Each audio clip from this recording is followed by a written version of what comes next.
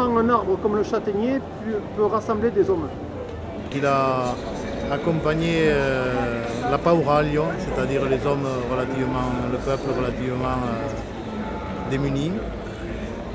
Et il l'a alimenté et je pense qu'il a aussi inspiré dans les luttes que le peuple a pu mener, que ce soit les Huguenots en Cévennes, que ce soit la rébellion en Corse par exemple à l'époque de la République génoise.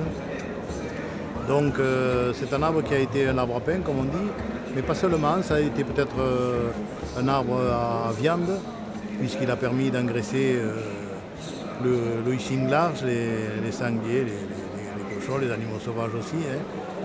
Et aussi peut-être maintenant un arbre à bois, puisque le tronc, aussi bien le tronc que les repousses peuvent être utilisés donc, actuellement, que ce soit pour faire des parquets, des piquets.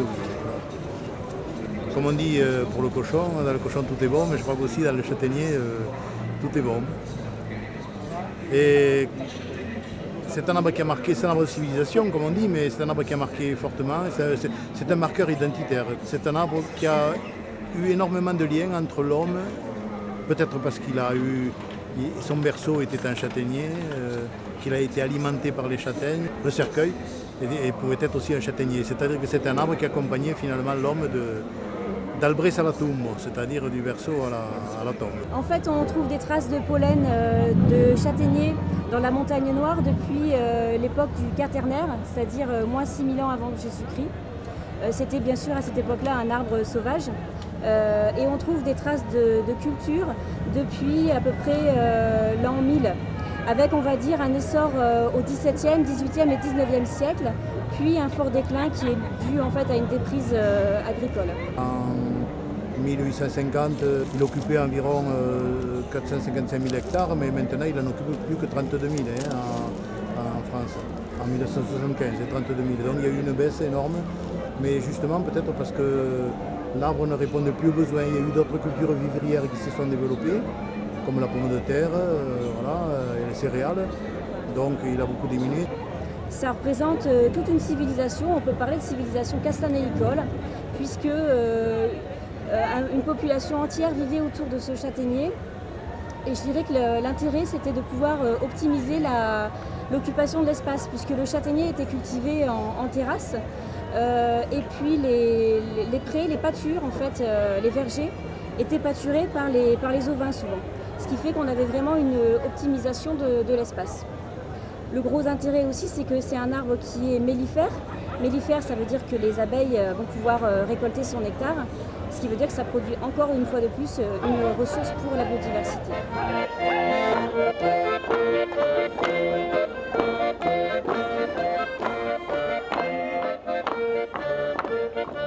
La fête de la châtaigne a été créée par le groupe folklorique local. Le groupe folklorique local, il existe depuis 1962. Il s'appelle les ramasseurs de châtaignes du Soumail. Nous, Castaner et dans le Soumail. La fête de la châtaigne a commencé en 1977. En octobre 1977. Pourquoi cette fête? Parce qu'on avait décidé de réunir le vin nouveau avec la châtaigne. Voilà, donc la première fête a eu lieu en octobre 1977. Et on voulait remettre à l'honneur ce fruit qui est quand même la base de l'alimentation et qui pendant des années et des siècles a fait vivre le pays de Thomières à travers soit le marron, soit à travers le piquet en bois qui se vendait, qu'on appelait le tuteur, pour les vignes. Voilà. Et puis c'était l'occasion ce jour-là de faire la fête avec tous les gens du pays de bonne volonté qui voulaient manger un peu de marron ou quelque chose de meilleur et boire un coup de vin. Vous avez vu la farandole de châtaigne intitulée Ascensor dos Castagnous. La danse du butoban, qui est la danse typique du pays de Thomières et qui se dansait à l'époque au seul martèlement des sabots de bois. Il n'y avait pas de musique, et ensuite on a ajouté la musique. Mais au départ, le butoban se dansait sans musique, donc au martèlement des sabots autour d'un piquet. Les filles, c'était une danse de femmes au départ qui dansaient autour d'un piquet en bois de châtaignier. Et donc c'est vraiment la danse la plus typique de cette région que nous ayons retrouvée à travers toutes les recherches que nous avons faites depuis plus de 50 ans.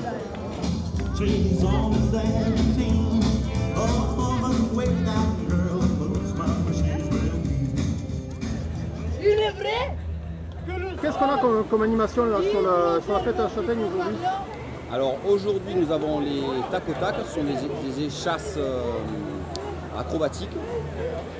Il y a aussi les trompes de chasse, vous avez dû entendre plusieurs fois dans la journée. Il y a aussi les animations à l'évêché, alors ça s'appelle le pôle jeune. Il y aura du cirque, du graphe, du riding et de l'équilibrisme. Qu'est-ce qu'il y a encore? Il y a pas mal d'animations. Le peuple de l'orbe qui va déambuler, Fanny et son orgue.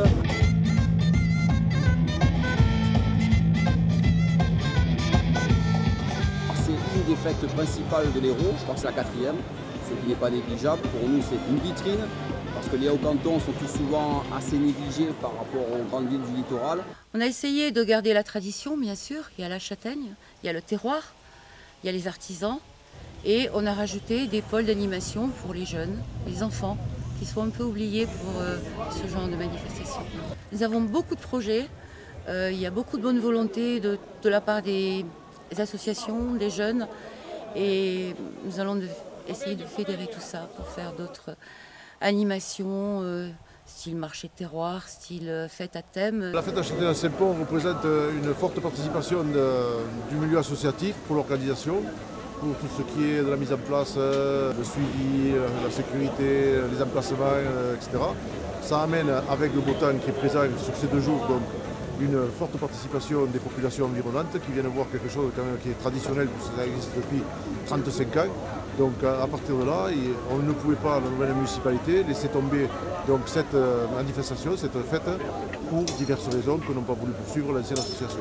Donc, il fallait maintenir ce lien, avec ce contact avec toute la population, qu'elle soit locale ou des environs, pour justement perpétuer cette fête traditionnelle. On amène quelque chose de très positif, dans le sens où justement le commerce local bénéficie de cet apport d'exposants, de gens qui viennent voir un petit peu cette fête. Et donc à travers aussi les exposants qui viennent justement pour ça, faire savoir tous les produits du terroir, ce qui se trouve sur cette place du Fort Arlay, donc en termes de production locale ou extra-locale, mais enfin proche. Et donc tout le monde, quelque part, je n'ai même pas utilisé ce verbe, mais enfin, profite de cette occasion pour justement montrer qu'il existe à Léo-Canton une certaine activité et que ça n'a pas forcément qu'un but commercial, c'est pour faire connaître les produits locaux qui encore conservent une certaine qualité.